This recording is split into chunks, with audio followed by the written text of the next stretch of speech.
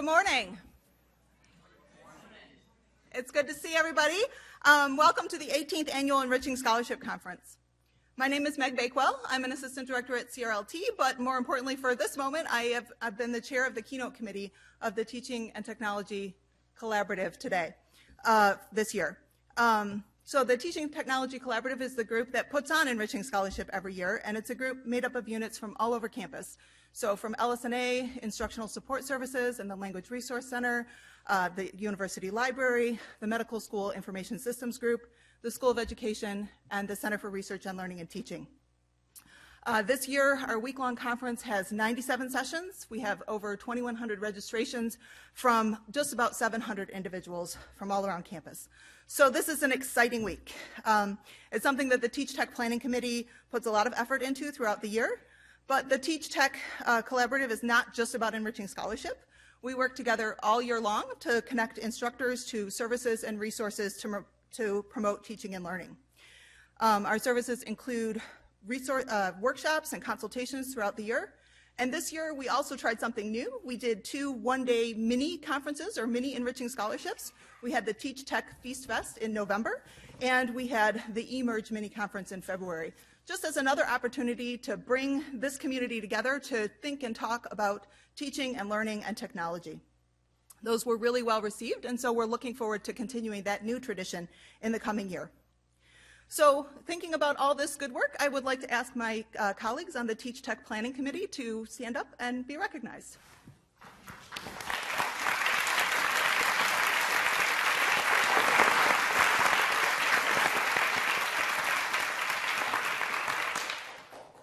So I'd also like to thank all of the presenters who make Enriching Scholarship possible. The Teach Tech Planning Committee, we work really well together, but we would be hard-pressed to put on 100 sessions in 1 week.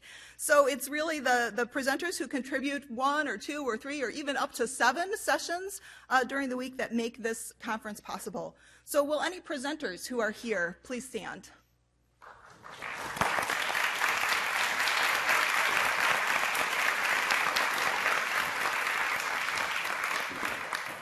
Thank you very much for making this week possible.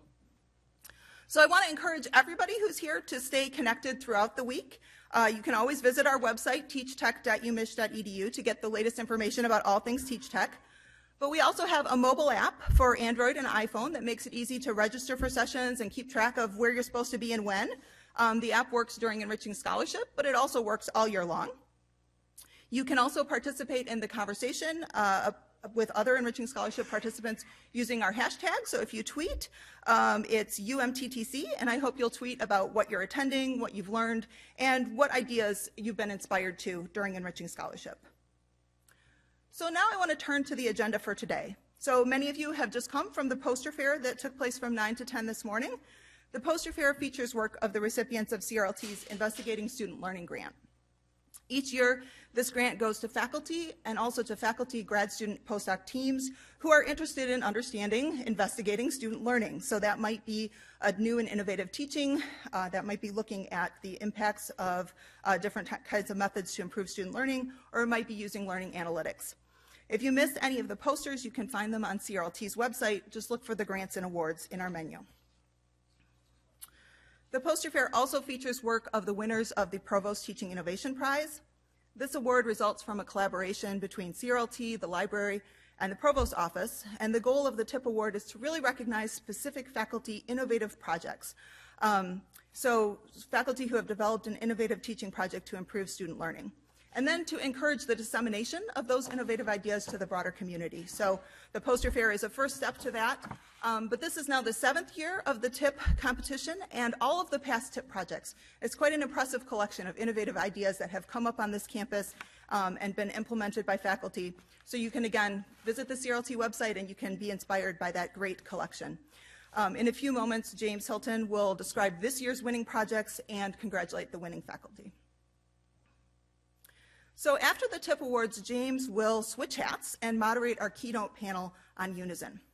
So it's been a little over a year now since I first started to hear this word Unizin. And first it was sort of rumors and conversations, and then blog posts, and then press releases. And so as we, as the Teach Tech Collaborative, thought about the Enriching Scholarship keynote topic, We considered quite a few possibilities, but we ultimately settled on a panel on Unizin, and that was even back when it was only 4 Unizin institutions. At the time, it was still a pretty fuzzy concept, honestly, for most of us, and maybe to some extent it still is. So I kind of want to gauge a sense of the audience, where you are with regard to Unizin. So the first question I'm curious about is how many of you felt like you had already heard of Unizin, this was something you were familiar with when that keynote topic popped up? So just by show of hands. Okay, so a good maybe quarter to a third of the room was already familiar with Unizin. So what about the sense that you understand what it's about? Could you explain it to a colleague who had never heard of Unizin in a few sentences? How many feel like you have a good grasp on that? Okay, so fewer, maybe 10% now. So then my third question is, what about looking into the next year or 2 years? Do you have a sense for how Unizin will impact your day-to-day work life? How many would respond yes to that? Okay, 1, 2, James knows. All right, wonderful. So there's, I guess, a lot to talk about today, and I think that really makes me glad that we have our great panelists here. So we really wanted to bring perspectives from different functional roles, as well as from different institutions. So a big thanks to all of our panelists. They'll have a chance to introduce themselves shortly and talk about what their relationship to Unizin is. The other thing I want to say, though, is that above and beyond just clarifying this Unizin thing and figuring out what it is now and what it will be, we wanted to, it was an interesting topic because there are so many things that come up in that conversation.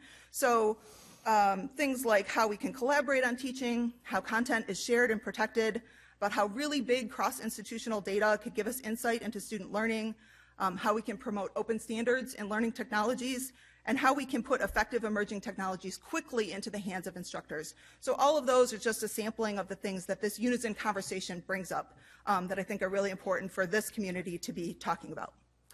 So before I turn things over to James, just a brief introduction. James Hilton is the University Librarian and Dean of Libraries, as well as Vice Provost for Digital Education and Innovation at the University of Michigan.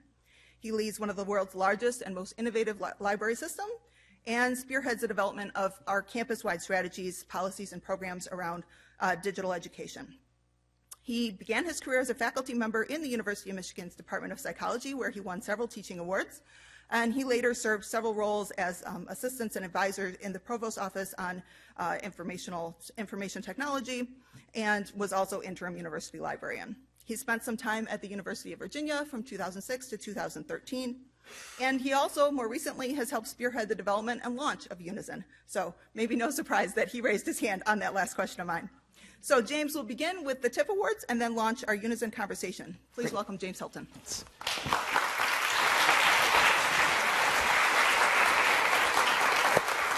Good morning. So it's terrific to be here. I love this conference. One of the things about being back at Michigan is reminded that although spring on the calendar happens sometime in March, I actually think of commencement and this conference as really being the true equinox and the beginning of spring. And I think it's a great way both to celebrate sort of the year that's passed, and we're going to do some of that with the awards, but it's also such a great way to spend some time reflecting and figuring out and planning for the future. So I love this. I love being here. It's a great thing. I also, about the awards, so I used to be very cynical about awards. I went to my undergraduate graduation because my mother made me. I didn't, ironically enough, I didn't go to my PhD hooding. I went and paid my library fines during the ceremony because nobody made me go. And I actually always regretted that because I think that far too, we are, and I've tried to impress this on my own children who I do make go to these things, but I think we spend far too much time caught up in moment-to-moment rush of things, and we don't actually take enough time to celebrate. And so this first part of the program today is about celebrating the accomplishment of some of our colleagues, and so I'm going to go do that. It's kind of formal, and I'll read it, and we'll get to other things. Ready? So, happy to be here. Today to present the Provost Teaching Innovation Prizes, which highlight the amazing work our faculty are doing to offer an outstanding educational experience to our students, They're sponsored by the Provost's Office, the Center for Research on Learning and Teaching, the University Library, the Teaching Innovation Prize recognizes the creation of engaging and authentic experiences that fully tap the rich resources of U of M's residential setting. From community and campus engagement to the application of new technology tools, these winning projects challenge students to actively apply what they've learned to real situations that can be much messier than those described in textbooks. In the process, students learn to collaborate and think critically, often across disciplinary boundaries. Each of this year's projects reflects the understanding that learning is often about doing. And so it's now my pleasure to present the 2015 Teaching Innovation Prize winners. And we'll do these individually, and I'll ask the winner or the team, if there's a team, to come up. I'll present a certificate, we'll acknowledge them, and then we'll acknowledge them again at the end, because it's got to celebrate the whole.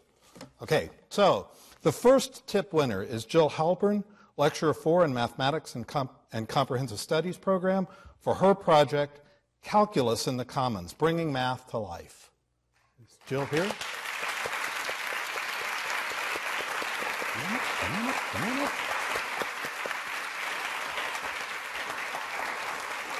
So Jill's students trekked to Nichols Arboretum to see Fibonacci sequences at work in nature. They explore the meaning of difficult concepts like half-life through the radiometric dating of dinosaurs in the Museum of Natural History. The project grounds students in math, connects them to the environment, and gets them thinking. As one student commented, every student that has benefited from the adventures outside the classroom has experienced what it means to think, to learn, and to enjoy the experience along the way. Education is actually fun. It's a celebration. So please join me in congratulations. Thank you. Terrific.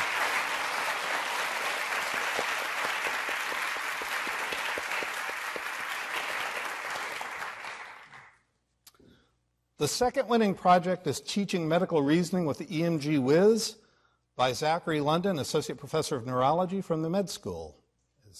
Come on up.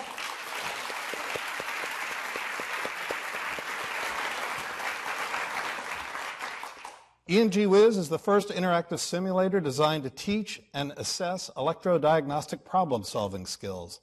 The case-based training module lets users work through the step-by-step process of diagnosing disorders of the peripheral nervous system using EMG data just as they would with a real patient.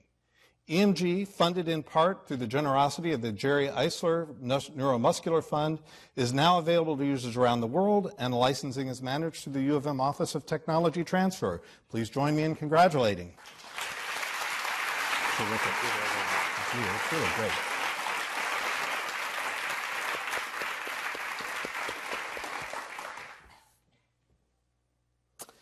Our next winning project is generating multidisciplinary synergies across community-engaged courses led by Richard Norton. So this is a team led by Richard Norton, Associate Professor of Urban Planning, Taubman College of Architecture and Urban Planning, and involving an impressive faculty team from LS&A, Engineering, and Public Health. And any and all who want to come up, come on up.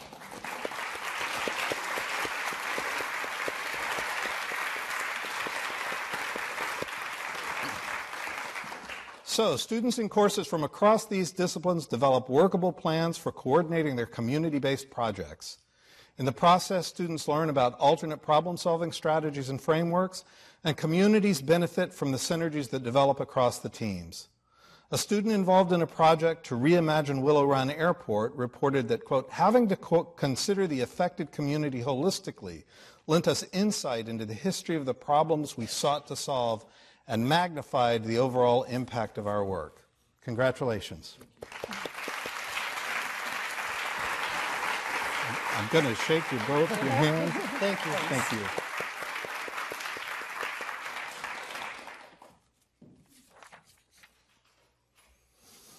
Okay, following the theme of engaging students in the community with real-world issues is the project on teaching teamwork and interpersonal practices in healthcare, led by Gundy Sweet, clinical professor of pharmacy, and working with a team of 11 faculty members from 5 health profession schools: dentistry, medicine, nursing, pharmacy, and social work.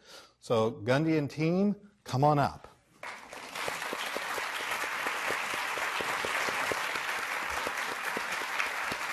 Oh, this is going to be fun.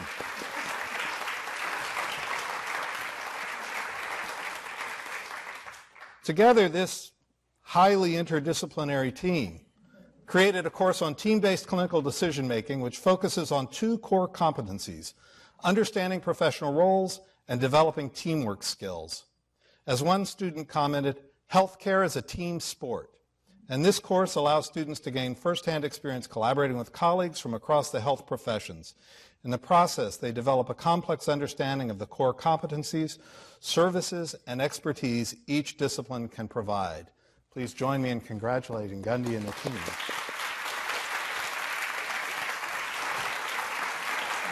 Thank you. Congratulations. Virtual handshakes all the way down. Up.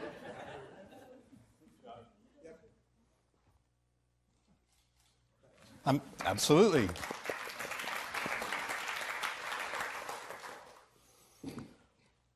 Our final tip winner is Lisa Young for her project Reconnecting Hopi Seeds, creating virtual dialogues with the source community. You want to come on up?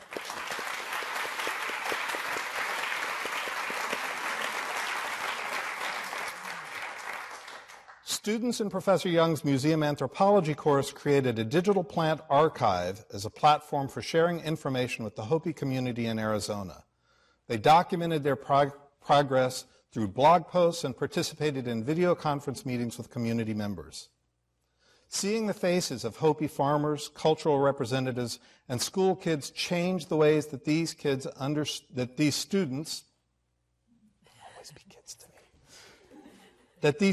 understood the importance of the museum collection of dried corn, beans, squash, and gourds. As one student commented, the classroom transformed into a lab, a meeting, and a welcoming place, allowing students to engage with and discuss the difficult history regarding Native American anthropological work and display, and inspiring me to rethink the museum's place in the world. Please join me in congratulating Lisa. Thank you very much.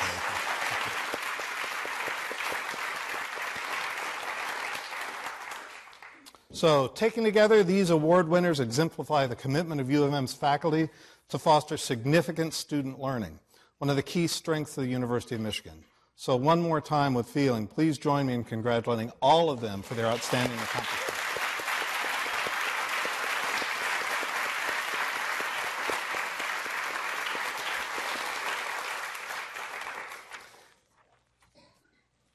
And now, as they used to say in Monty Python, for something completely different. So we're going to do a panel on Unizin, but I'm going to suggest we have a brand new, fresh off the I don't know what you call it, fresh off the digital, fresh off the processor. We have a video that sort of introduces Unizin, and we'll watch that, and then the panel will come up. I'll sort of introduce them, and we'll rock and roll from there. Okay? So.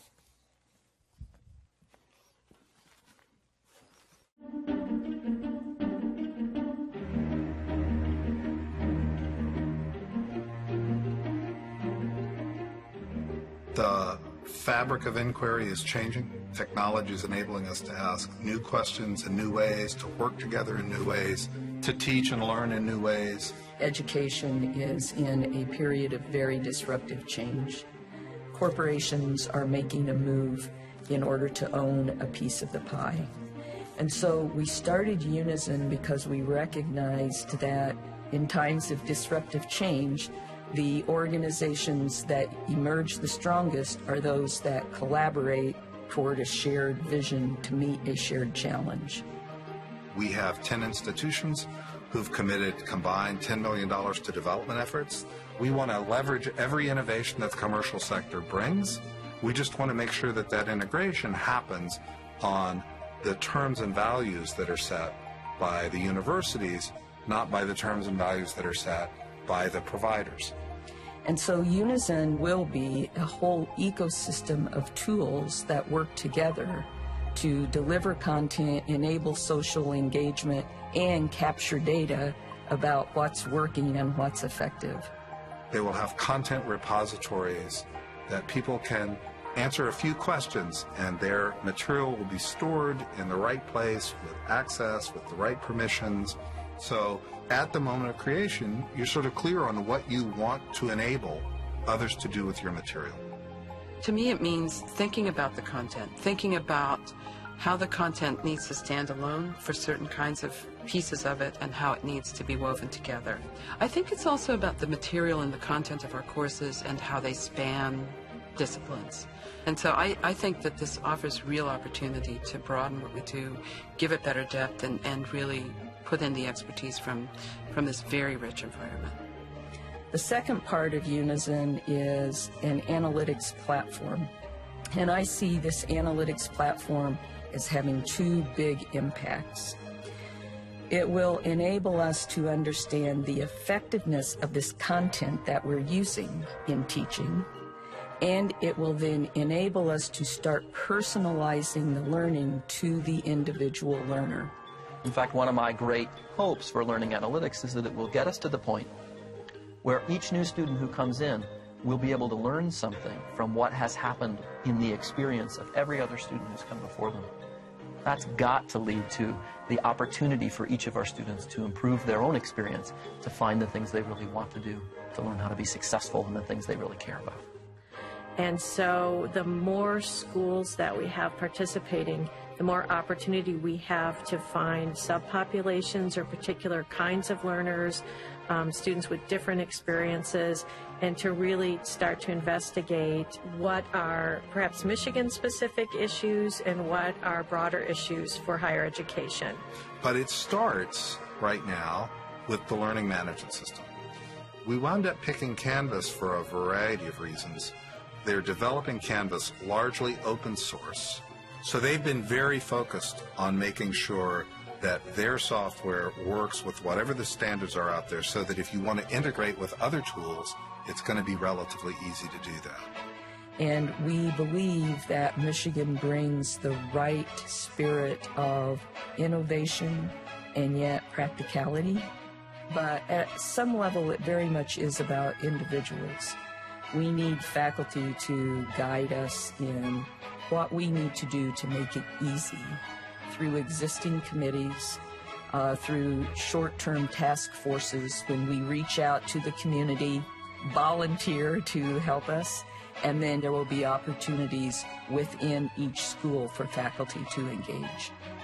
It's a world of opportunities because it suddenly allows you to say, what would we create as a residential experience for this century, this economy, this technology enabled? How would we make that look different?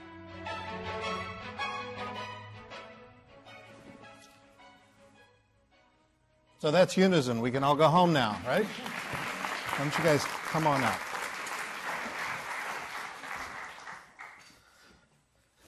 So I'm going to ask the panel to come on up and join me. I want to just make just a couple of comments, and then I want to get us straight to the panel.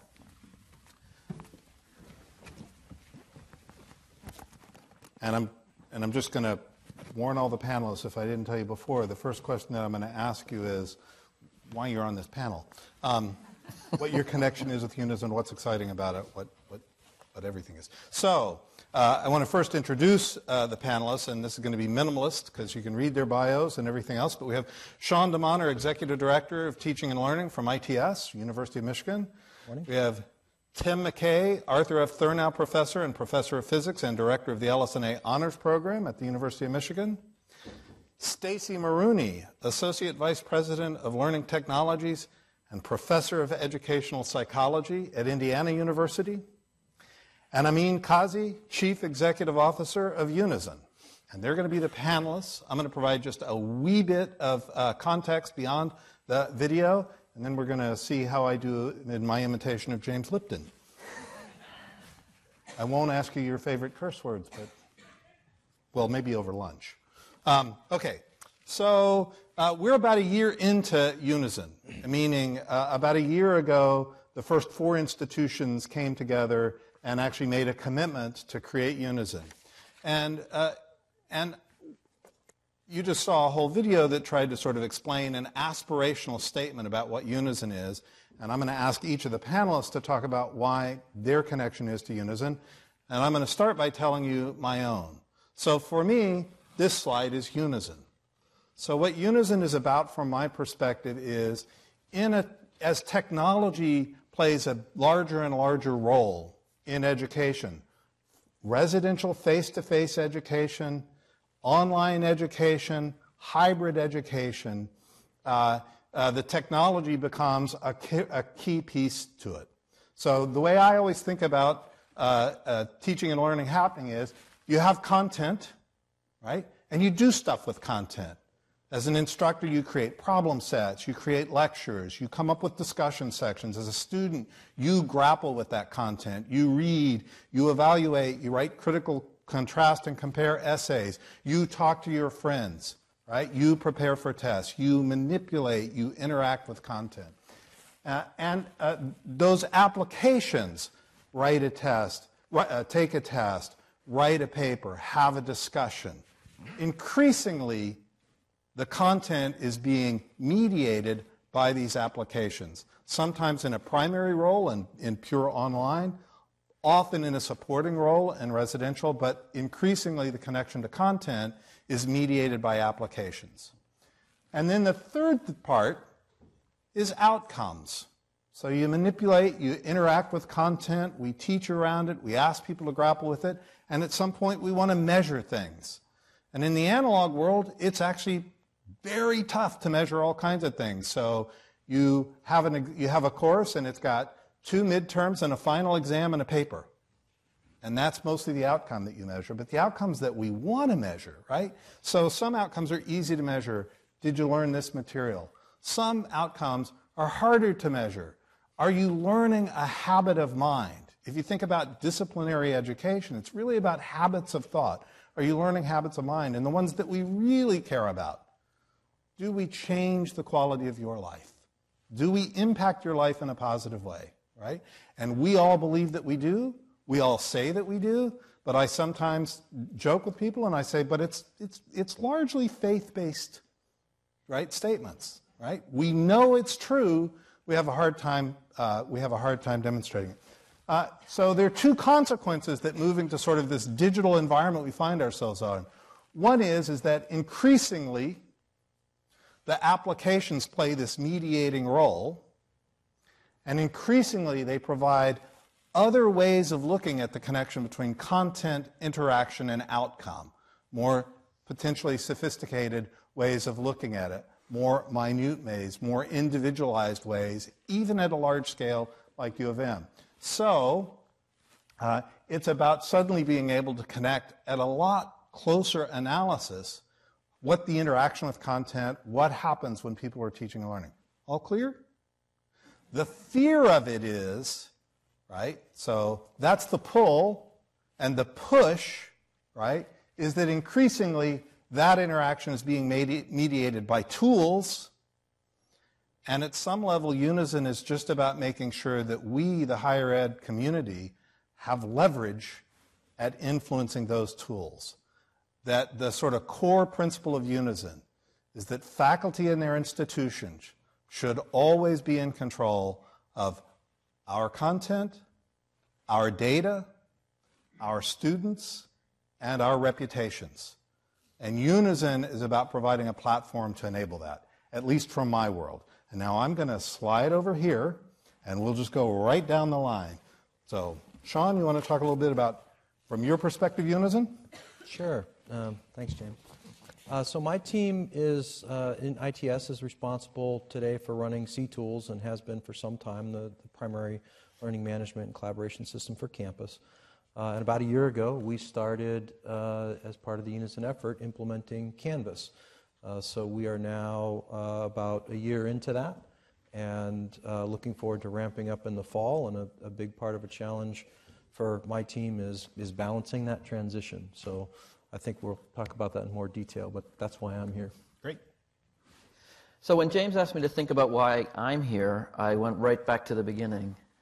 And when I came here in the 1990s, the World Wide Web was a new thing. And we were just starting to see its impact on the nature of education. So when I started teaching here, we were really at the beginning of this long, creeping revolution of technology invading education in a wide variety of ways. My first courses were really analog courses. It's true that I prepared documents in a word processor, but they were distributed via copier, right? And we first introduced peer instruction in large lecture classes in 1998 in a very low-tech fashion. Students held up colored cards so that we could see them. I collected data at that time by putting a video camera in the front of the classroom so I could see the colored cards in a record.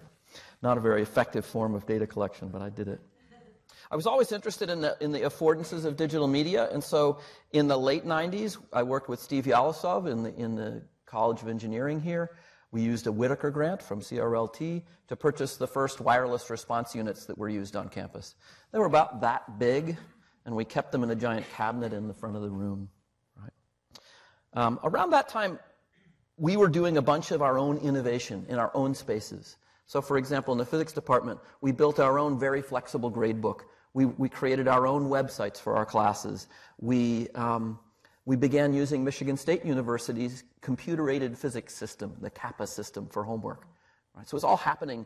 We were picking our own tools, being forced, of course, to stage those tools ourselves and so on. In the early 2000s, that really changed with the emergence of more large-scale tools. So the CHEF project here at Michigan eventually turned into course tools, and that turned into C tools. And what happened is the institution tried to support us by creating tools that would enable all of us to do the kind of things that maybe only a few people were doing at first. The vision, I think, at that time, the vision around Sakai was that we, our institutions, should build all of those things. And that had a great angle on the support we wanted to have. It allowed us to do the things we wanted to do. That was great. But it left out a major player on the national market, which is the market, right? We can do a lot on our campuses, but the market is very powerful at creating and optimizing tools. So we began to see new kinds of tools emerge. Some of them came from the publishers, things like Pearson's Mastering Physics tools, which grew out of MIT's My Cyber Tutor, perhaps the worst name anyone ever came up with in this field. But then it was other things. It was Piazza and YouTube and Google tools and all these tools that were so good, we really want to use them. We don't want to lock them out of the system. So we're now in a place where we have our students interacting through all these digitally mediated tools, and along the way that created this wonderful new opportunity that James alluded to, the fact that as they interact through these digitally mediated tools, the exhaust from that is a rich pool of data. This is something that did not exist before. This really rich pile of data that lets us see what's happening on our campus. So we really want to build on that idea, to be able to capture that data, to put it to use, to fill up the stuff on the right-hand side of that picture about Unizin. So now we're in a kind of new place. Building the whole thing by ourselves was limited because we couldn't take advantage of the affordances that the market provided. Letting corporations just run with it would abandon our interests, and we wouldn't get what we really want.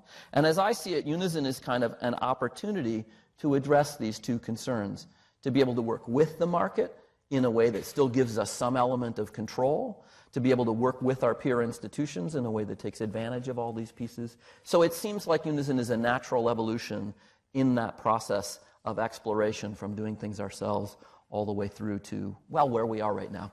Is it the answer? Of course not, right? I mean, there's no answer to these things. We live in a constantly changing, dynamic community. It's the current next step in doing these things, and it seems like a sensible one to me. So, about 3 years ago, I'm responsible for all things learning technologies at Indiana University, and we're a highly centralized IT organization. And so about 3 years ago, we too are a Sakai institution, and we made a decision, the CIO and Vice President for IT, Brad Wheeler, and I talked about this, and we said, let's take a pause and let's see what's out there. The very kinds of things that Tim was talking about.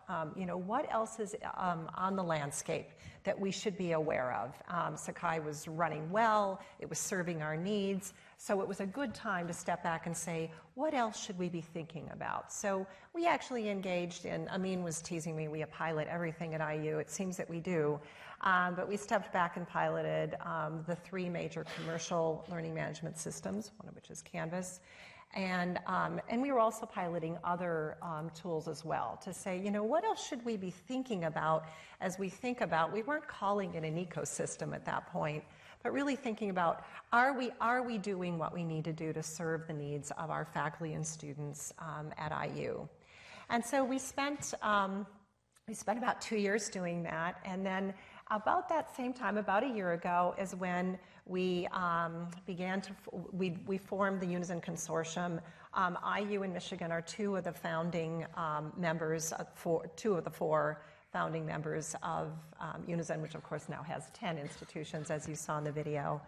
So why am I in the panel? I'm on the panel, I think, because I come from a teaching and learning perspective. I'm an educational psychologist. In 2002, I became the teaching center director on our Indianapolis campus, IUPUI, where I got to meet Connie for the very first time. And so I was a teaching center director for 5 years, and then it was kind of a natural evolution for me. I was not a technology person. In fact, it was like technology was important. I always felt that it was. I've never been an early adopter. I've always been in the middle of the curve. And so, but I began to understand the importance of technology. So I came to the IT organization in 2006, and I've been there ever since.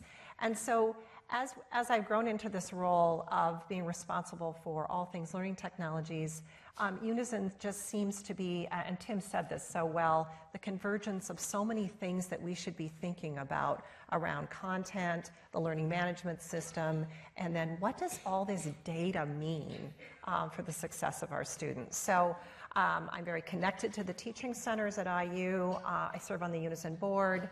And all of those things together really, I think, empower us at IU to be thinking, to develop what we're now calling Unizin thinking, which is a way of thinking about this ecosystem that James and Tim have described.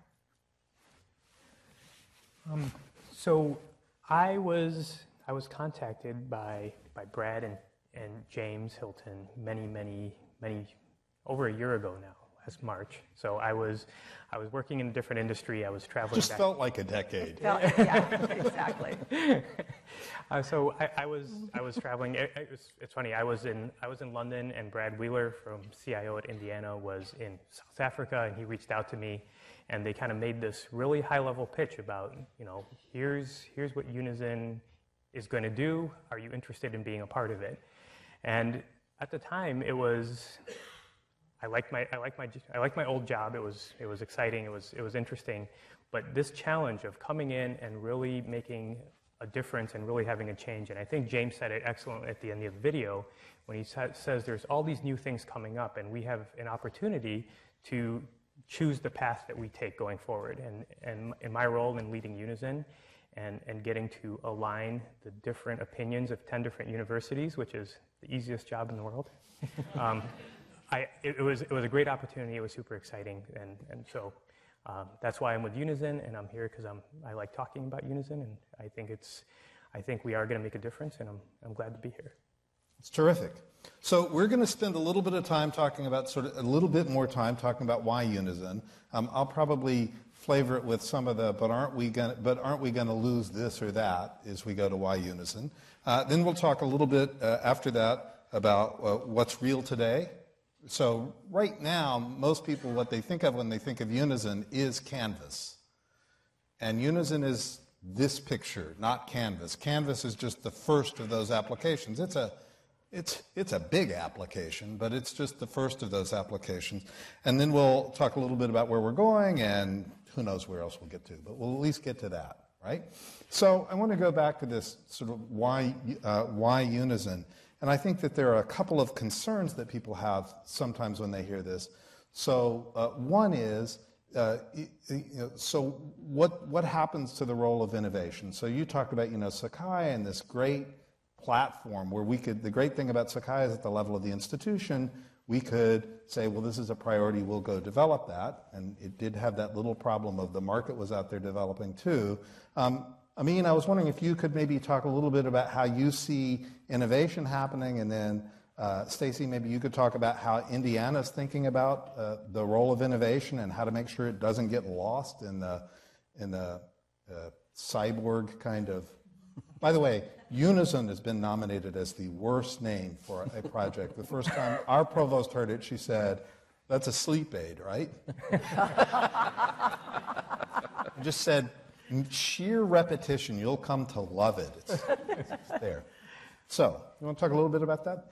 So innovation is obviously critical to what Unizin is doing, and I think it comes in two different ways. So one is going out to the market. So Unizin is not a development effort like Sakai was. So we are primarily going out and we are partnering with vendors. We're partnered with Instructure to get Canvas, and we're talking to a bunch of other vendors that we'll talk about later. So really, it's a recognition that the market is going to be able to advance technology and capabilities a lot faster than in a group of developers at a bunch of different universities. So I think on the one hand, we get to work a lot with vendors. So Canvas is our LMS, and they've been a good partner. They take our advice. We have a lot of influence with them. So if we think that a certain technology or a certain capability is important, we can talk to them about it. We have a really good relationship, and I think that's going to expand across other areas.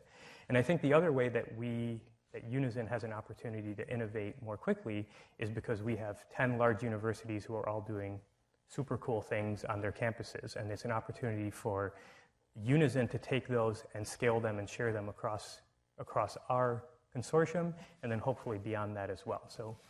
So can I just, before we go, so one of the things that I think about when I think about Unizin is that it's not just that this ecosystem and we want to control it and we want to come in with one monolithic tool and control it. It's really about making sure that the ecosystem stays loosely coupled, meaning it provides standards. So I sometimes describe part of what Unizin's job is it's partly integrating all these different tools. So how can we move quickly when there's something in the market comes on? How can we put some leverage behind standards, which most companies will say, oh yes, we're standards-based. They'll say that. They might even put a sticker on the label, and standards are in the eye of the beholder. We want to be the beholder that enforces it. And we want to create paths of not so much focusing on how do you innovate the learning management system, which is pretty robust at this point, but how do you extend it? So so partly when I'm trying to describe to my mother what Unizin is about, I go, and it's not any more successful, but it's about system integration and extension. It's making it possible to bring in new tools and connect them. Yeah, and again, going back to Canvas, they've been very open. So the idea behind Unizin is we provide this foundation on which individual institutions can build and innovate. So it's not, like James said, it's not a monolithic ecosystem. It's a single platform on which innovation can occur because it's open, because it's based on standards and it's open. So you want to talk a little bit about innovation and how you see it playing out, and then I'm going to come to you two for Michigan's take on it. So warning.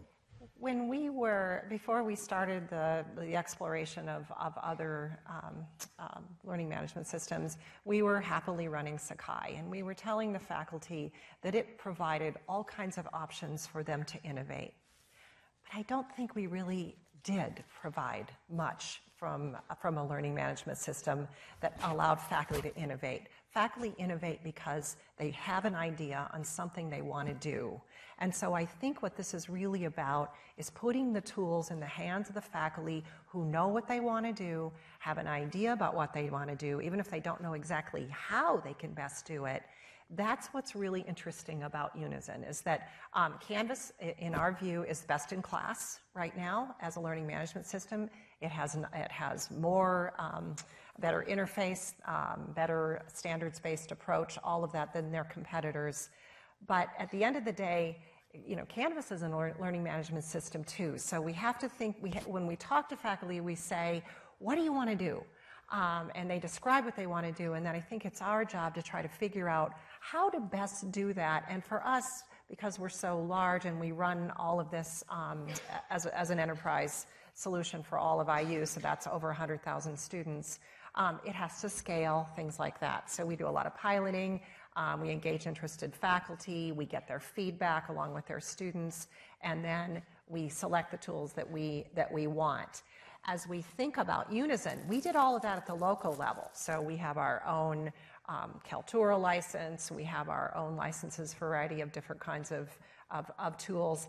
As we think about this moving forward, we could leverage the needs of our collective Unizin institutions, at the same time allow for differences. So it's kind of this ability to take what we need and give that to our faculty at our respective institutions. And all 10 institutions in Unizin are very different in some ways, and yet we're similar in many ways. So we've got differences and we've got similarities, leveraging those. So what's really cool about this is that for the first time, I've really thought that we can get to that innovation that I think we wanted with Sakai, and I think we're now in a place where we can actually do it. Okay, so let me talk about this as an individual faculty member in some ways. So I'm not really a part of Unizin. Unizin is a thing that's happening, that our organizations, our institutions are doing in part for us. I view what Unizin will be able to deliver to me as working well with these commercial providers that are offering really great things, but we need to make sure that they do it in the way that best serves our needs. So for example, when we got involved with Canvas, at that moment, Canvas was not very good at providing data to us about what our students were doing in it. Because we're involved in Unizin, Canvas is now much more able and actually providing the data that we would like to see about our students. It's wonderful to have an organization that can go off and work with those vendors to make sure we can work as well as possible with those vendors. As far as innovation goes, I don't actually look to the commercial world for the most exciting innovations, because they don't make them usually.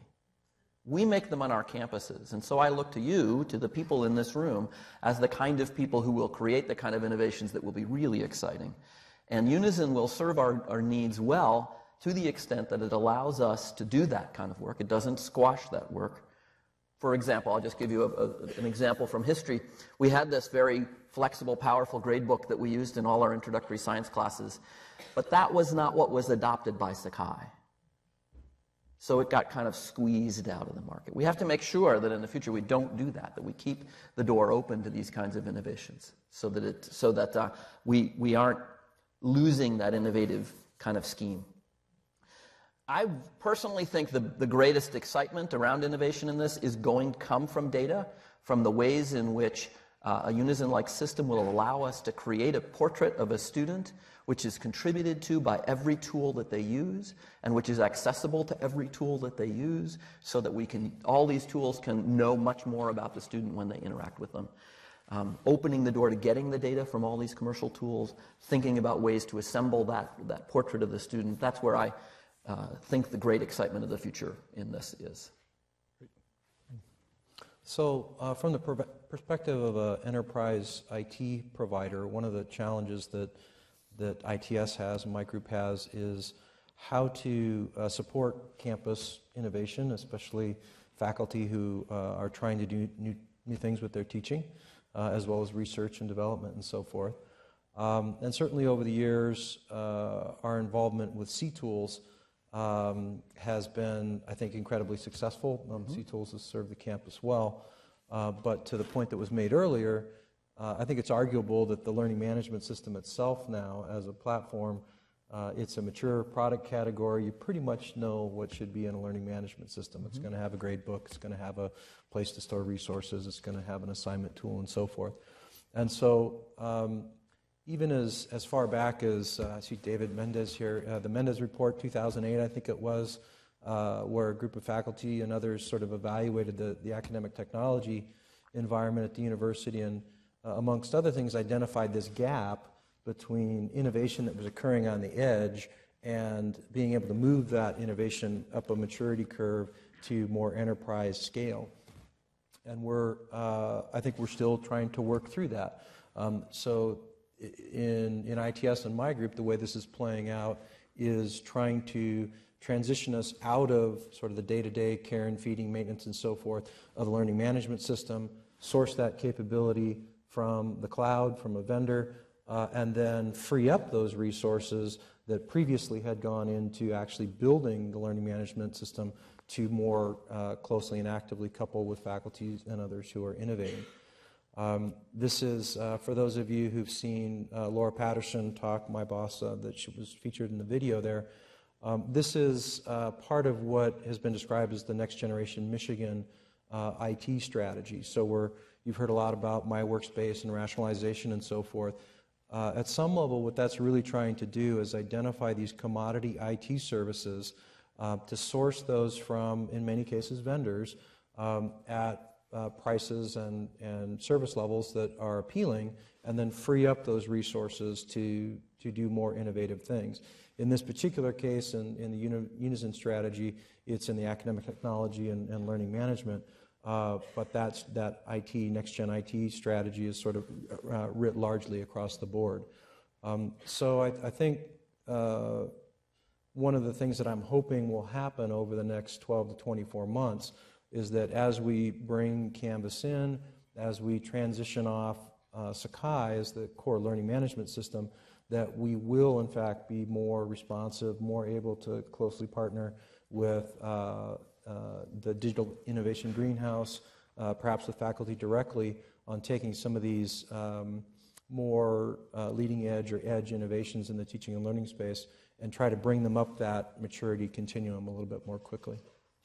So I think there's several things that come out of this conversation that we're going to have to pay really close attention to going forward. So one of the things that I think allows Unizin to be a direction and an approach is there were technology changes that made it so that it really does make sense to look at a scaled solution and to go after a scaled solution with scale. So part of the reason why Instructure, Canvas's parent company, has been responsive on the analytics is because who's the largest higher ed customer of Canvas right now? Unizin. Unizin in one fell swoop became, and we're actually their second largest customer behind Oracle. Oracle has world domination, but within higher ed, It's behind Cisco. Huh? Behind Cisco. Oh, behind Cisco. Oh. Too many world dominators. Yeah. And they use it for their corporate part, right? But the second thing is really this notion, the transformation of being able to count on APIs. So part of what's going to be critical in Unizin's implementation of the integration and of the content relays and analytics relays that it's going to be building, we'll talk about those here in a minute, if we can't plug those things in with APIs, we'll be back at the same place where we'll pick one grade system that's too vanilla and it doesn't do what physics needs. So I think that's going to be one of the challenges that Unizin and the local implementations, the local connections in are going to face. And we're on it, and you should all hold all of us accountable for it, because it is really to try to take advantage and concentrate resources at the innovation that happens in the edge, and to learn from each other and move at scale.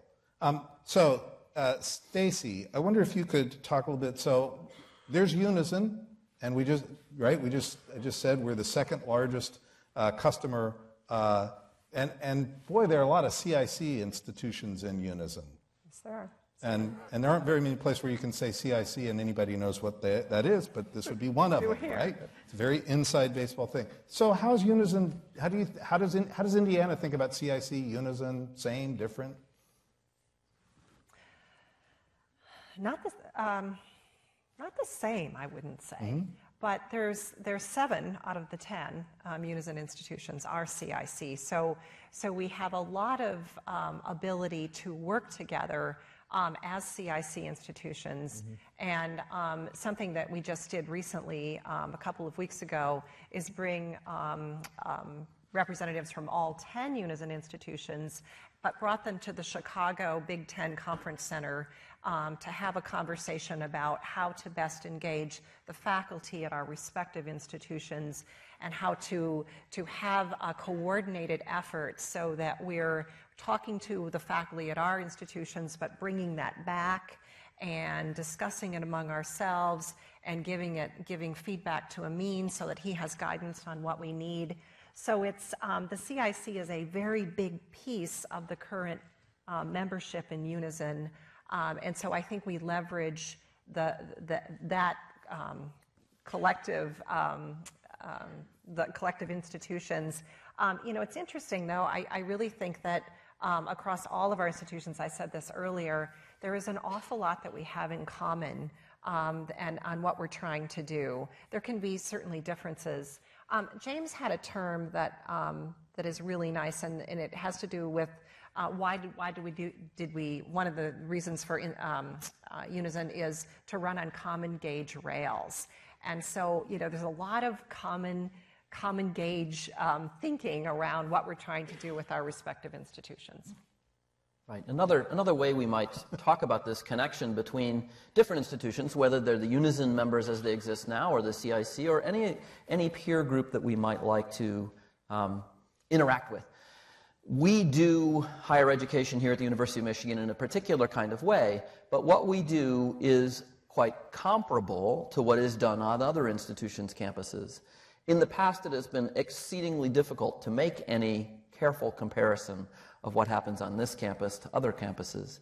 As the information about students and what they do and what outcomes that leads to travel on more common gauge rails, as it becomes easier to look in the same ways at data from different places, we will be able to understand what we do on our campus much better by being able to compare it to what people do on other campuses.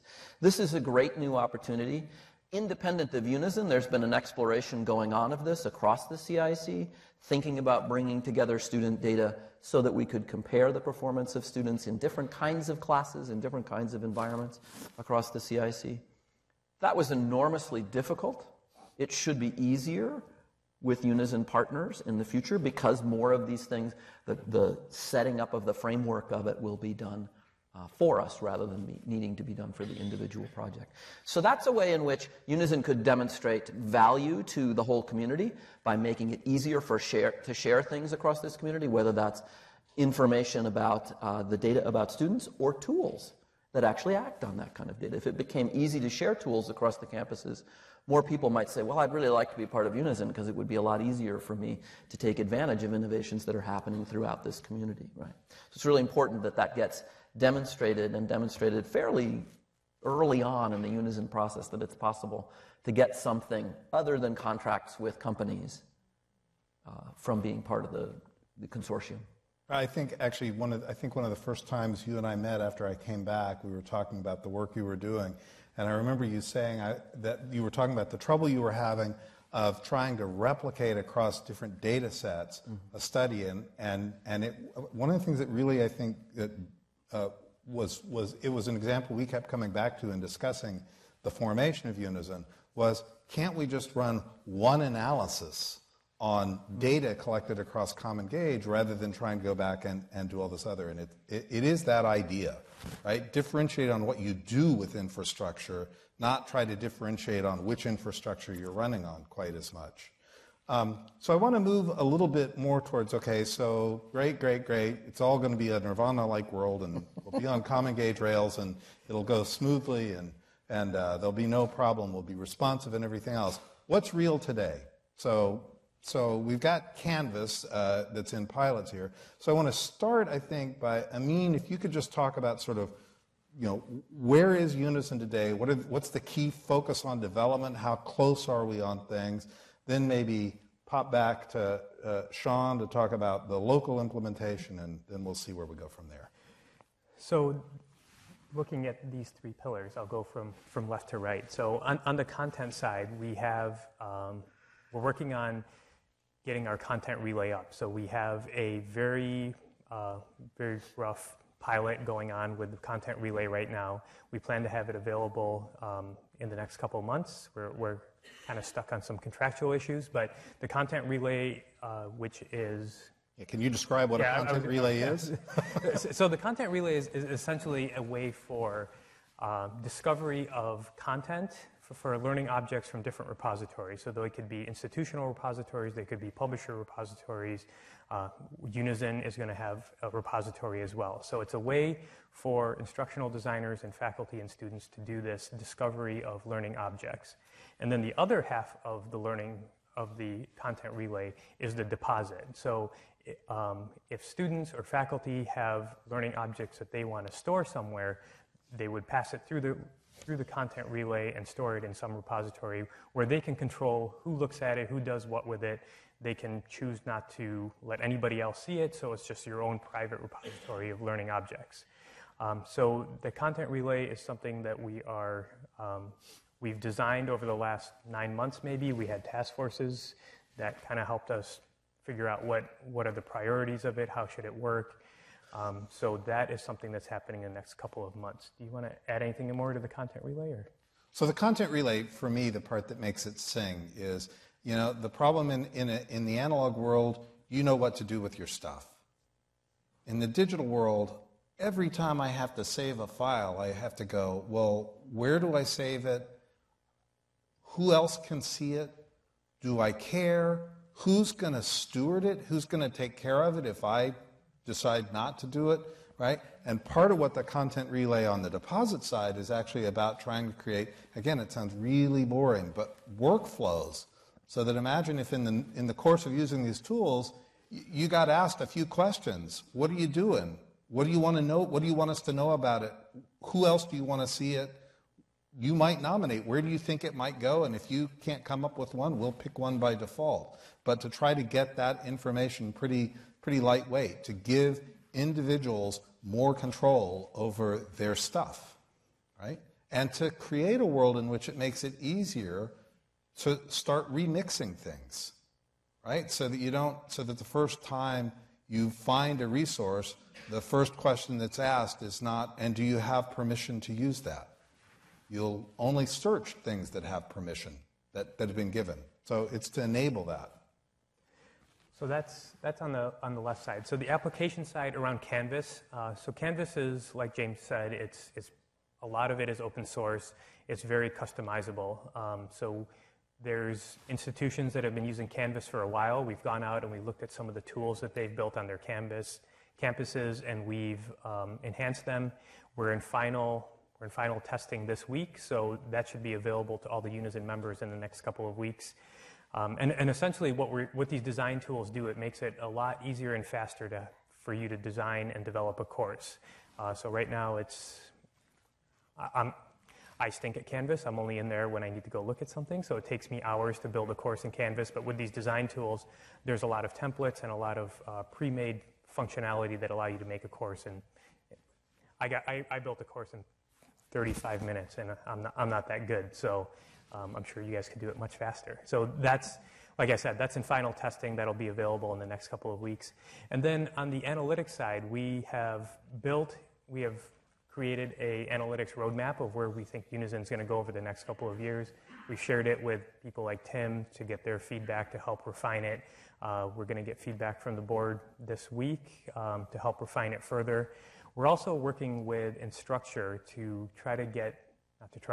get interaction data out of Canvas in a way that's much more useful to campuses. So that's also something that Instructure is actually developing for us, and they tell us that they'll have a pilot ready in the summer with production targeted for the fall semester. So I guess that's what's real right now. And then, of course, there's lots of conversations with lots of vendors about everything else that should be a part of the ecosystem. And so the analytics relay is huge because directionally it says the data that comes out of Canvas is going to come back to the campus for the campus to decide what to do with. It's not going to be up for negotiation. That's the sort of relay. And lots of tweaking about what level of that, how often, all that other stuff, real time, near real time. But the principle that Canvas has got to export this exhaust to us is a thing now in the past. It's just about implementing it. You want to talk a little bit about what Unizin's going to look like here? Yeah, so what's real in terms of our local implementation, our local environment? As mentioned a minute ago, we really started on this about a year ago. I think the formal paperwork was signed in June or something, and we had the first production pilot up by August. So we were preparing for fall at that time. I think it might have been Mika's class was the first one that we brought up. And we had on the order of about a couple dozen courses for the fall. The intent of that set of pilots was to really try to understand if there were any clear blockers to the further adoption of Canvas. We have a Digital Innovation Advisory Group led by David Mendez, faculty committee that gives us input on the implementation, and they evaluated along with some input from the CRLT to look at what we learned during fall term with those couple dozen courses, roughly about 3,000 students, and essentially determined that there were in fact no blockers to further adoption. It wasn't all unicorns and rainbows, as you said. There were some issues around performance that we're continuing to address that we're pretty confident will be addressed. And then, of course, some concerns about migrating, how we're going to get people's content out of C-tools and so forth. But in effect, the fall pilot went pretty well. We're now just finishing the winter term and the winter pilots. We had on the order of 125 or so courses, about 7,000 students involved in those pilots. And the winter term pilots were really more about trying to understand what a full-scale migration would look like. So again, our friends at the CRLT are leading that evaluation process, and we'll be delivering a report in a couple weeks, right, Meg? Next week, excellent. And then the DIAG Advisory Group will take a look at that, do some of their own analysis, and we anticipate towards the end of this summer producing a more formalized timeline for the full rollout. So what's real today? Well, one thing that's real, of course, is Canvas and the LMS. The environment will be available for any faculty who wants to use Canvas in the fall. We've gotten the data out of the student information system, roster data and so forth, feeding into Canvas, so anyone who wants to use Canvas can do so. We're trying to organize our activities with Unit IT so that the folks in the units are able to more actively and directly support faculty. So we're encouraging faculty, if they're interested, to contact us, contact their Unit IT reps to figure out how they can get plugged in for fall.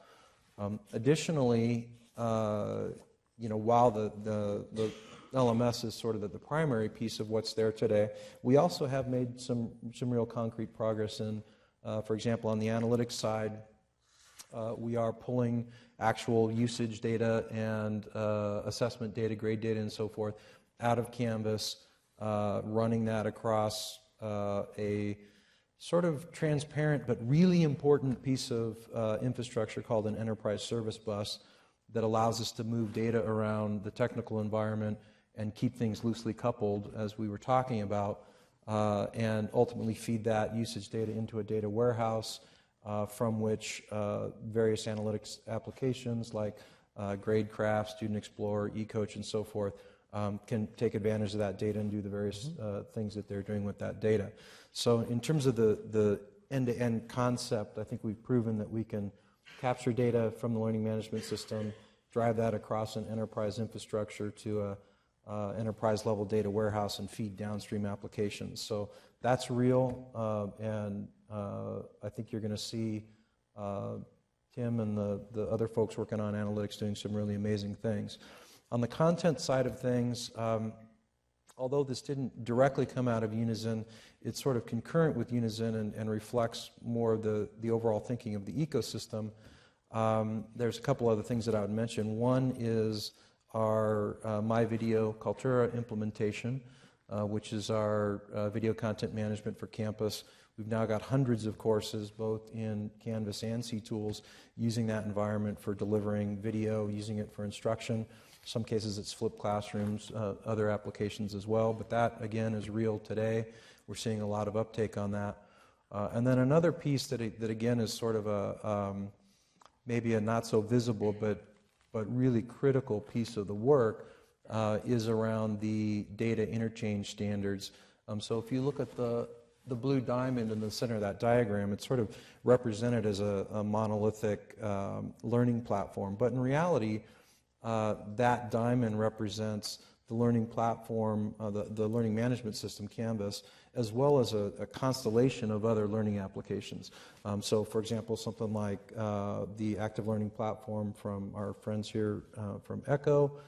We've also got things like the Engine lecture capture system. I don't know if Phil is here, but we are now looking to instrument those applications with a open standard from IMS Global called Caliper.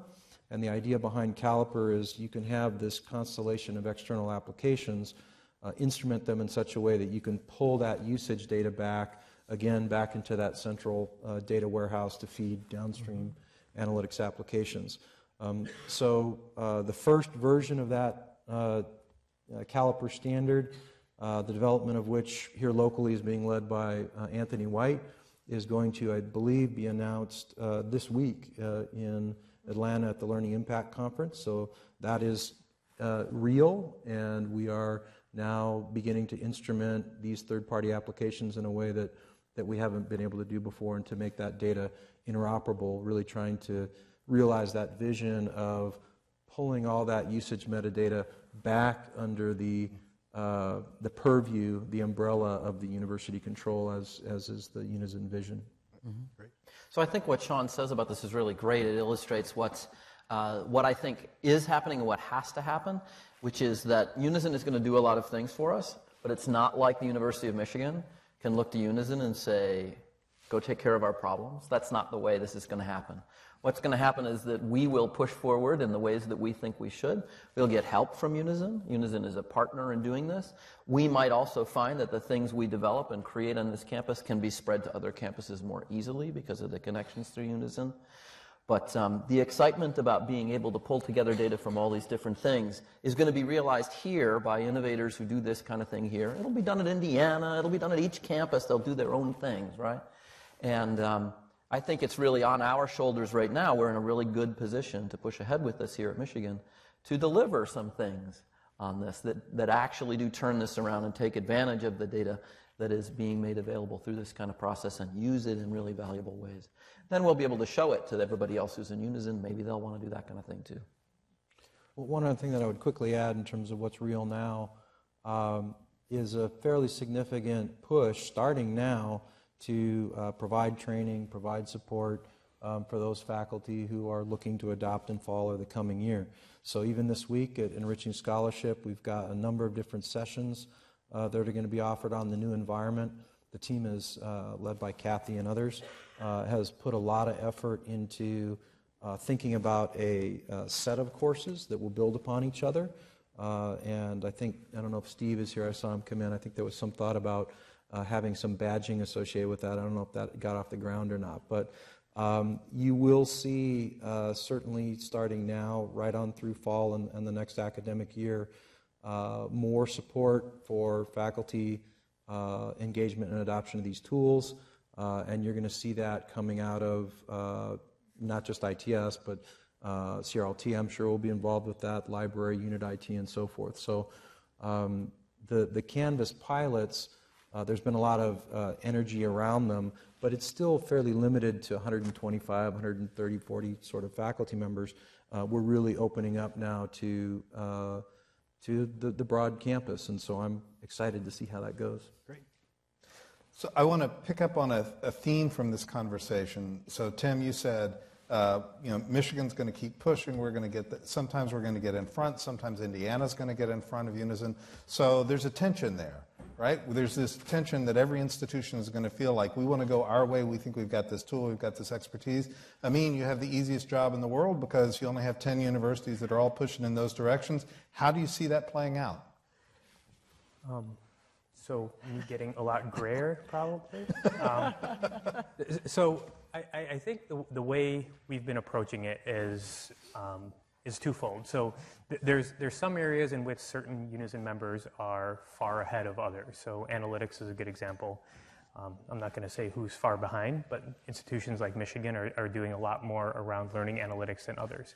So obviously, Unizin wants to move as fast as the fastest member. We don't want to slow everyone down to the slowest member. So where there's areas that the board agrees that this is a critical area for Unizin to invest in and move forward on, we look at where the Unizin members are individually. We look for the leading characteristics. We look for who we can move the fastest with, and we choose that route. There's other areas that there is not agreement amongst the board around whether or not this is a critical function. So there's some things that, for example, Michigan is in a slight minority about. And 9 to 1. It's plagiarism detection software. 9 to 1. We don't think it's vital. The others do. Yeah. So in those cases, it's the board kind of decided as a majority that anti-plagiarism is something that Unizin should invest in. It is something that Unizin should make a part of this blue diamond in the middle there. So we go forward with that. So that's primarily the way. So the board sets a strategic direction for Unizin, and then Unizin executes on that strategy. And again, primarily it's driven by the board. Sometimes it's very much coming from individual faculty or staff members that we talk to, and they say this is really something you should do, and we move forward with it. We don't check with the board on everything, but the large strategic issues we do. So how do you see influence playing out from Indiana's perspective? Well, so this is really interesting. I think that on the content side in particular, early on, there was a concern that, if I put my stuff in a Unizin repository, it's my intellectual property, what will that mean? And there were some initial concerns around that. But I think as we've talked more about Unizin at IU, faculty are starting to understand that, okay, I do have control over who would see it and those kinds of things if it were my intellectual property. But I also think that the faculty are very interested now in making it easier to find the content that we need and not being so forced into you have to buy the whole McGraw-Hill educational psychology text. I don't need the whole McGraw-Hill educational psychology text. I need about 5 or 6 chapters, and I need some video content, and I want that stuff. So the ability to say, I want to look in various sources, open source, faculty-generated content, either IU or other Unizin institutions, publisher content, and to make this easier for the faculty. Every one of our institutions are R1 institutions. So all of our faculty are active researchers. They want to be effective in the classroom, but they don't want to have to spend huge amounts of time. I remember spending huge amounts of time looking for things that should be easy to find, and they're still hard to find. And so Amin is going to solve that problem for us when he creates the content relay, because that's really, I think, something that resonates with faculty. I want the very best I can find out there. I want to find it easily. I want to look at it. I'll probably modify it to meet my needs, and I may then deposit my refined activity or learning object back into the repository as a revision. This is something the faculty need, and I think that they need it at every one of our institutions. And it's a really, I think, exciting for faculty to think, you mean I wouldn't have to spend days looking for something that I need? Maybe that could be a matter of hours or minutes even, where I could find something that says, yeah, that's a good starting place for me, or that's what I've been looking for. So I think that the tension I think our faculty are very much getting on board that, I see how this could really help me. And I think anything we do, we've said this to Amin many times, it has to be easy. So faculty don't want to go to a day-long course to learn how to do something. It should be fairly straightforward. They should know how to do it pretty quickly. They might need a little bit of help, but easy to use and useful to them. And I think that Unizin gets us there, certainly in the learning management system arena, the tools that we'll plug in, And on the content side, I think the tension for us is around the analytics. We are not quite as far along as Michigan, and we understand the importance of it, but I think that there's a lot of questions for our faculty around what are you going to do with all this data, and how are you going to make sense of it, and what's that going to look like? And if I can also add, I think, well, one, I think this tension is very healthy, but I think, so the discussions we have about some of these solutions brings up a lot of other great ideas. And I think the other part of this is Unizin is an ecosystem that you get to choose. So if we go down this path and we choose an anti-plagiarism tool that Michigan doesn't want, nobody's going to force Michigan to use it or do anything they don't want to do with it. So James put up a great fight, but in the end, it doesn't matter what. One more board meeting this week. It might be just one last. Butch Cassidy and the Sundance Kid. Laura and I, arm in arm, standing up against it. I think yes. It's already over for you. Sorry, huh? James. I think it's already over.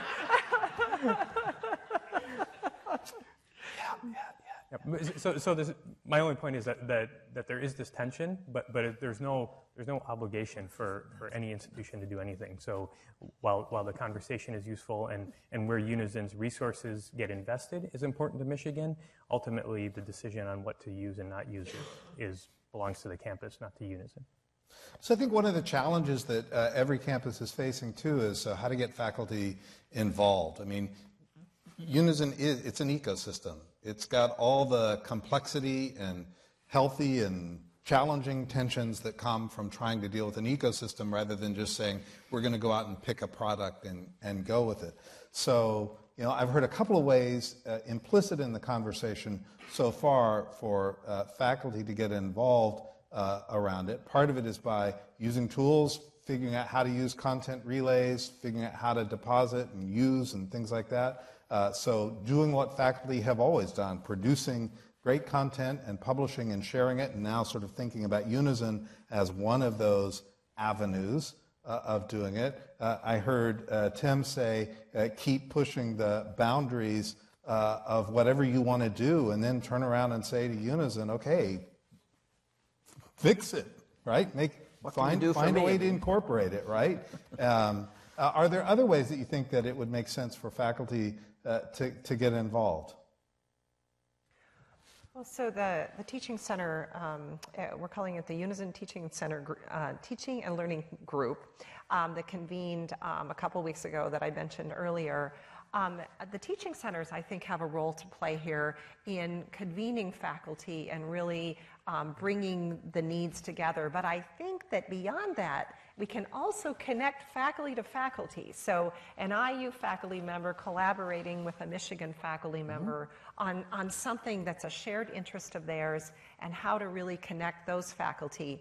But it's complicated to think through 10 different institutions with different faculty structures and how to connect them. But I think that the teaching and learning group, one of the things that we'll bring to the board as a proposed charge to us would be, what can we collectively as teaching and learning people at our respective institutions, what should we be doing to engage the faculty at our institutions and to consolidate and bring those needs together into and bring it back to the board ultimately, and then it'll get to a mean. So I think we're up to the challenge. There were more than 25 people at this meeting, and we started at 7:45 in the morning. We didn't take a lunch break. Meg and Matt are still tired, I think, from that meeting.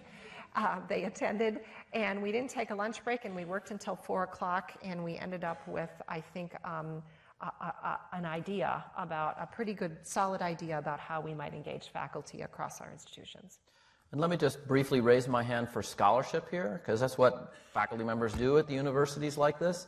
What everyone should be doing is studying what's happening here. A lot of decisions are being made right now without being informed by scholarship. So everybody who's using these new tools should be thinking about how to, in a scholarly way, figure out what's happening, and then in the same scholarly way to share it with the rest of the community, so that when we make these decisions, they won't just be rolling over us, we'll actually be making them in an informed way. And I think last sort of question along these lines, and then we're opening up the microphones. So what about opportunities for graduate students to get involved? Do you see Unizin as enabling any of that? Anyone? I would raise my hand again and say they should be involved in the research of this. Right? I agree. Clearly. That's great. You know, the world is changing like crazy in higher education. If you have any interest in doing research on it, this is a fabulous time to be involved. Our institution certainly, and I think most of the others, are very open to the idea that we should be doing serious scholarship on what's happening, and there are great opportunities to generate wonderful research projects from it.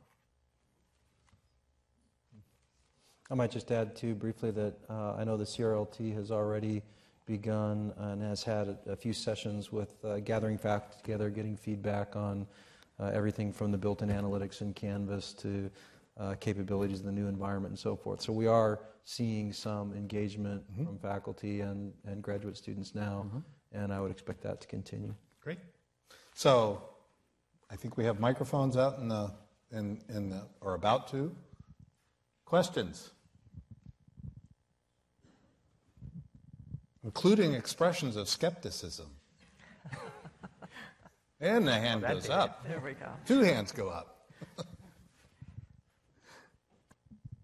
So this isn't skepticism as much as it is a reflection of, or just a curiosity as to the reality of bringing 10 different institutions together or organizations together. And James, I guess I'm going to pick on you a little bit and ask you to reflect a little bit more on the 1 versus 9. Yep. So with using that as an exemplar discussion, first of all, how often are those philosophical differences out there? What does it mean for us as an institution to be that different than the other 9 in this narrow area? And does that have implications going forward? And maybe from your all perspective, how do you resolve those differences? What's the process map for having the right conversations? That's something that can be so important for us going forward. Yep. So great question, and the answer is it's complicated and emerging.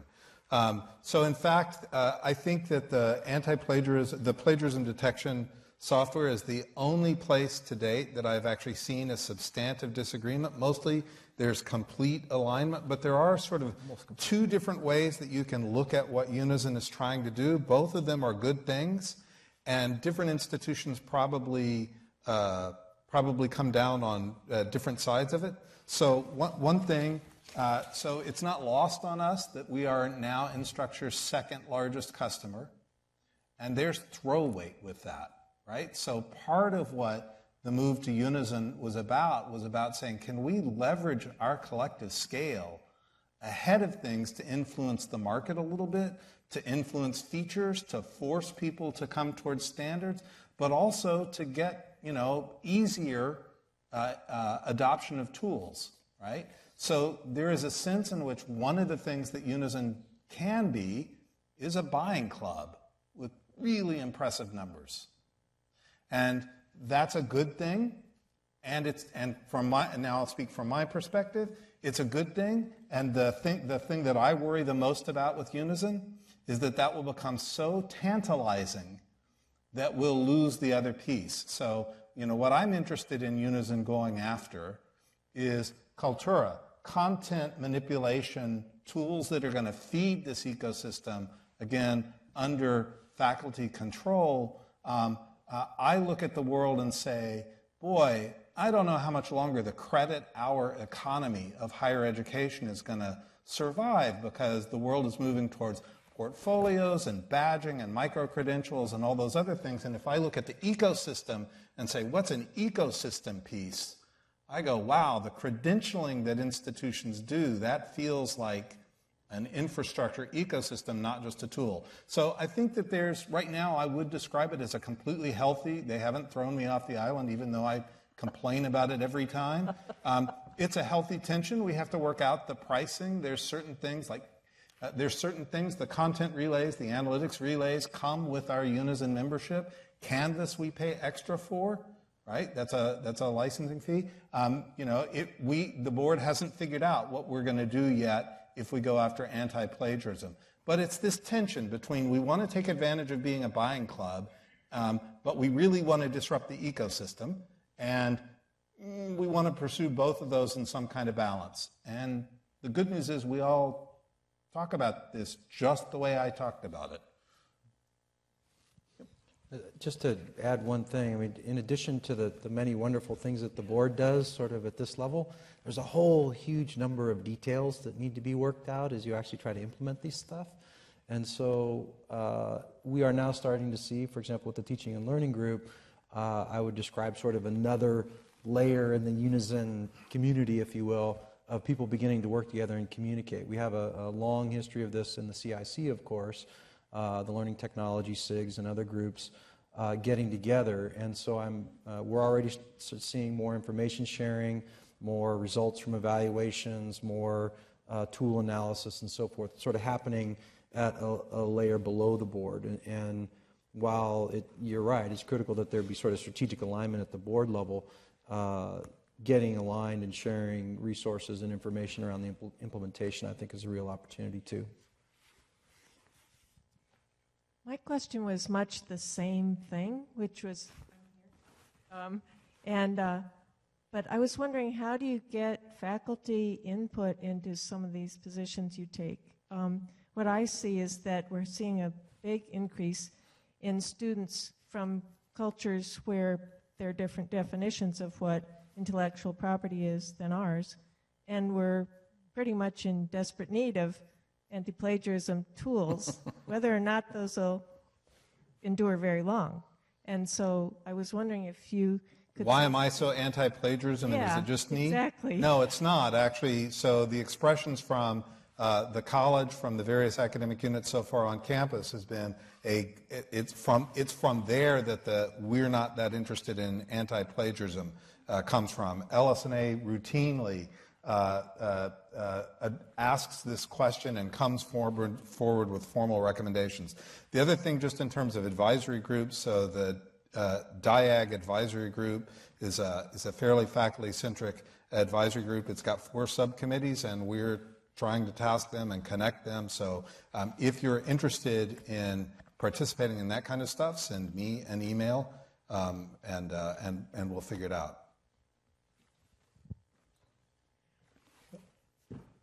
Hi, I'm Karen Ferris from the College of Pharmacy. I'm one of those naive faculty that you're wanting to engage.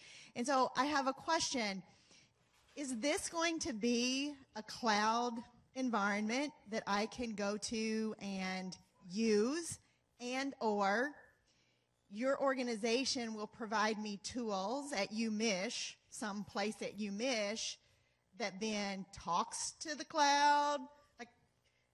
I'm not fully understanding what this means to me beyond the learning management software. Right. Sorry. So I think it's a great question, and I think it's not very well formed yet what might be made available to all faculty members in a way that would be light and easy to use. Certainly here at Michigan, there are a bunch of different developments that have been going on, gradually emerging on campus and spreading to a first adopter kind of community, and that are headed toward infrastructure scale where any faculty member could pick them up. A number of those tools are based around data and are being built toward this vision of data that exists in a cloud-like manner, let's say. It may not actually be off campus in the cloud, but it would be accessible to tools. So we're building this digital innovation greenhouse in the Office of Digital Education and Innovation, whose goal is to take some of these ideas that are at that preliminary research stage and grow them to the infrastructure scale. So over the next few years, you may hear about the Student Explorer tool, you may hear about eCoach gradually spreading across the campus, and perhaps in 2 years, they'll be in a place where there will be a connection to something like Canvas that says, oh, I also want to be able to do computer-tailored communication in this class, and it'll be something you can just pick up and use. Right, and from Unizin's perspective, Unizin's bias is to go for what you're calling cloud, we would call single instance multi-tenant platforms. So, I know, just trips off the tongue, doesn't it? But the idea is a single infrastructure, this common gauge rail that you can have different presences on. So Canvas will be branded, it will look UMich, but actually everybody's running on Instructure's infrastructure, and it is a cloud app. And the other thing I'll add is when we're designing these tools, so earlier we talked about open standards, and one of the open standards is called LTI, which stands for something I can never remember. But essentially what that means is that from inside Canvas, you can access the content relay, you can access our analytics tools. So it's not that there's 12 different places you have to go, and what Stacy and Brad always bring up with me, it has to be useful and easy to use. And the easiest way to use is when you go into Canvas, on the left you have a bunch of menus, and right there you'll have all the Unizin tools we're providing, if Michigan decides to turn them on or not.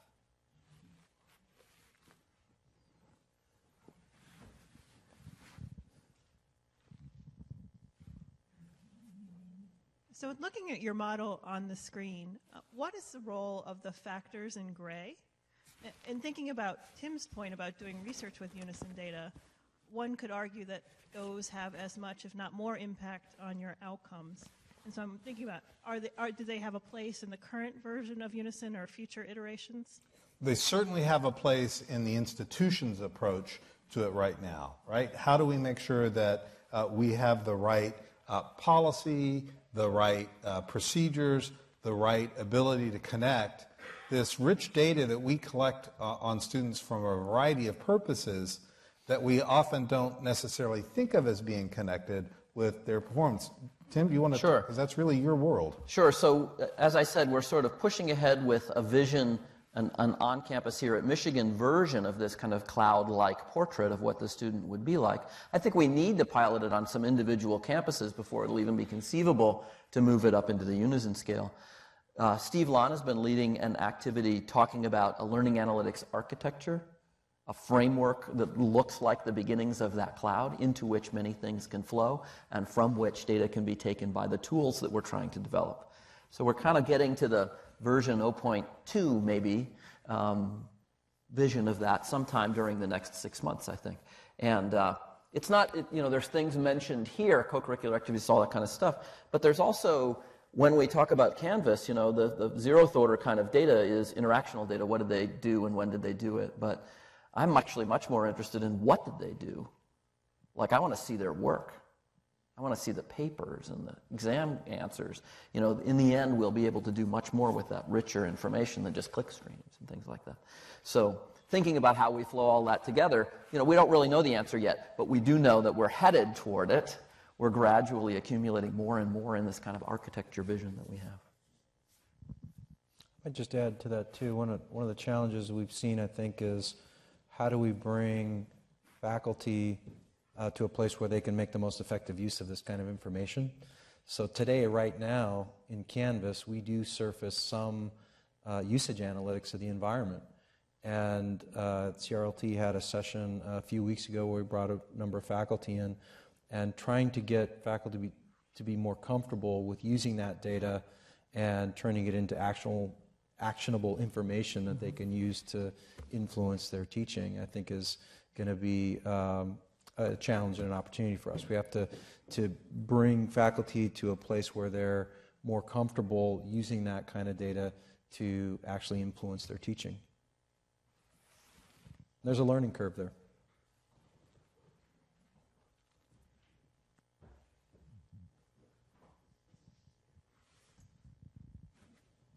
Bob Fraser, I'm from the Dearborn campus. Is this a big enough vision? For instance, a lot of our federal funding requires a public display of our academic output. Should it be tracking that and building that into all of this so that our students and other scholars and the NSF and the NIH can easily see what we're doing, but we actually incorporate that sort of thing into the system? I could hug you. So the only way I know how to talk about this always is that part of what all of Unizin is about, particularly the part that faculty are going to see, is about building digital workflows, right? And so I talked about how from the learning management system, wouldn't it be great, for example, if at the end of a semester it said, hey, you got some content, what do you want to do with it? Do you want to share it with anybody? If you do, under what conditions? And do you have any likely homes for it, right? Like maybe your discipline has an open educational repository, and that's the place to route it, right? That's where we see taking the content relay. But I could substitute for learning management system, data management systems for all the emerging data management plans, right? There are going to be data management tools that could go on that application, and guess what? They link content and outcomes, and they have to increasingly be connected both to publications and to the data that underlie them. And there are lots of players for that, especially around scholarship. The disciplines often have their own repositories. But how do we connect that? So yes, I mean, the part of it that actually makes me the most excited is the part that puts most people to sleep. But it is about those workflows, right? Because that's where you're going to see life get easier or harder as a function of these mandates that come down and how institutions will respond to them. I don't know if anybody else wants to. Same impact I have on my students. What else?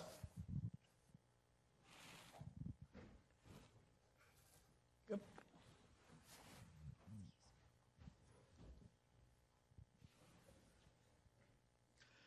My name's Dave Crandall, and I work at LSA Instructional Support Services. And I'm not faculty, so I'm using my imagination quite a lot. But assuming I'm only really understanding part of what I see up there, and I've already had to learn and relearn a lot of technology tools in the last 5 to 10 years. So I'm thinking, assuming Unizin really flies for the foreseeable future, 10 years down the line, does this mean to me that I have to learn new tools a lot faster, a lot slower? I won't be asked to do that so much? Or is there no way to anticipate what's going to happen there? So I think, when I think back over the 20 years that I've been here on campus, I don't have to learn new tools every year, but I have to learn new tools every couple of years. And that hasn't, sometimes that gets cast in a light as if, oh, they're just a new, why do they change it to a new tool? But it's really easy to miss the fact that what we can do in these tools now is totally different from what we could do in these tools 20 years ago. Right? So when you're first learning this new tool, maybe it looks like it's just another tool that does the same thing the last one did. But it's usually not the case that that's really true. So I think if you work and live in the world today, anywhere, not just on a college campus teaching classes, you're going to learn new tools every 2 or 3 years. That's the world we live in. And I think that most of the time that's happening because there is real progress being made. There are real affordances that exist now that didn't 20 years ago. Real new things that we can do that we couldn't do. It's important to keep looking for them, I guess, to motivate yourself to spend the time to learn those new tools. And if I may, I actually think you are probably going to have to learn tools even faster than that. Could be. Because I just think there's a lot out there. Now, that for the faculty in the room, they can think, well, I just have to transition from one learning management system to the other, and that's enough. And I don't really want to even have to do that. What we've found at IU is that because Canvas is easy to pick up, we have had people who are late to adopt new technologies. A faculty member said to me the other day, she said, well, I moved to Canvas, Stacy. I said, really? That's great. She said, yeah, it's just better. And this is a faculty member who I would have predicted would have been 2 years out. We were running Sakai and Canvas in parallel for 2 years. I would have predicted she was one of the last people on the last day to move off of Sakai and into Canvas. But that has not been the case, and it's because she took a look at it. She said, this is easy, I get it, and I'm going to do it. So the good news, Tim, I think, is that we're demanding that there's better interfaces, that tools are easier to use, and so it doesn't take, I've got to spend huge amounts of time on learning and relearning. There still is that. That's part of it. But I think that things are coming around pretty fast now, and faculty are increasingly drawn to, hey, tell me a little bit more about this. Somebody told me about this, and I'm interested. And we're seeing that with a number of tools that I think faculty are wanting to try. You know, Piazza was another one. You know, this is intriguing to faculty. I want to try this. It's easy to use, and it didn't take too much for them to get the hang of it. Mm-hmm. I have a question over here. So what kind of system are we going to use for projects now? Because last time I checked, Canvas was not that platform. So over the last year, we've been focused really on the learning management portion of what CTools does. CTools is widely used on campus. Roughly about 50% of the usage is for project sites and administrative collaboration of various types. We're just now getting started on trying to understand the problem space, if you will, of project sites and administrative collaboration. We have at least a few folks who are using Canvas in more of sort of a project site type usage that you would associate with CTools, again as part of the pilots. I think you're going to see over the next 6 months or so a set of projects and activities emerge that will be addressing this issue. We likely will be looking at migrating at least some of the project site usage to some of the new collaboration platforms we have, Google, for example, Box, and so forth. And I think we're also going to look at the potential for using Canvas for some of that. We don't yet have any hard and fast dates for decommissioning CTools, our Sakai environment. And based on our input from our advisory committees and so forth, which will also be looking at this issue, we'll map out that timeline. But it's in addition to the project site collaboration, over the years we've also built a number of what we call specialty applications that ride on top of CTools. So I'm sure many of you are familiar with the teaching evaluation application, for example. That's part of the problem space, if you will, that we need to solve for before we can ultimately think about decommissioning CTools Sakai. So that's going to be probably at least a couple years before we get to that point. We're just now beginning to look at that because our focus has been on the LMS portion.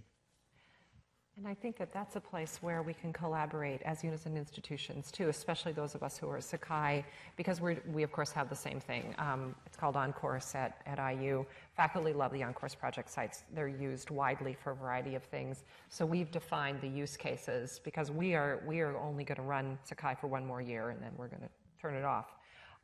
So we have defined some use cases, but we're also leveraging the work that Michigan has done around your agreement with Google, because Google could be one of the use cases that we need. One thing that we did do with Canvas is if it's a teaching and learning case where students needed a space, that was a pretty clear, we'll just map them into Canvas. But tenure, search and screen committees, things like that, a lot of documents and things like that, maybe that's a good use of Box, and so forth. So we're defining some use cases, which of course we're sharing with our partners to say, here's what we're thinking, what are you thinking? And I think that collaboration will get us down the path a little faster.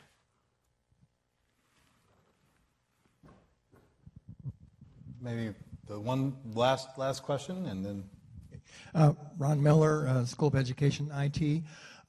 So what does Unizin mean to the student, and potentially the way a student might use the tools that are developed and how it might apply to the continuation in their professional lives? Will the data collected follow them? Will the data, I just want to make sure I understand, will the data collected follow them outside their time here? Correct. So I think at this point, the kind of data that follows a student outside their time here is very familiar to us. There's a whole student record, a transcript, a kind of agreement we have between the university and the student that we will continue to represent what happened with them here in a certain way, in a way that in fact has the odd relationship that we don't allow the student to change it. Right? I mean, we own it, right? So that part clearly is going to continue. I love the idea that these kind of new technologies provide an affordance for the student and the institution to carry forward a richer portrait of what happens with the student. So, portfolios have a role to play in this on both sides. I mean, we might like to assemble not only the very deeply summarized grades of a student, but actually deep bodies of the work of students, so that someday in the future we might understand how, for instance, students' writing has changed over time on our campus. Right? We might want to do that. At the same time, the student might like to be able to reach back and say, well, I'm now applying for this job over here. It's really important that I wrote this senior thesis on this kind of topic, and I really want to be able to go get it and use it to represent who I am and what I did in college to my employer. So as we build out this vision, which has more data in it, there's an opportunity, an affordance for representing what happens here and carrying it forward. We don't know what it is yet or how we'll ultimately use it. That's what I think. Okay, well, I hope you will join me in thanking the panelists, and we'll be around for a little while.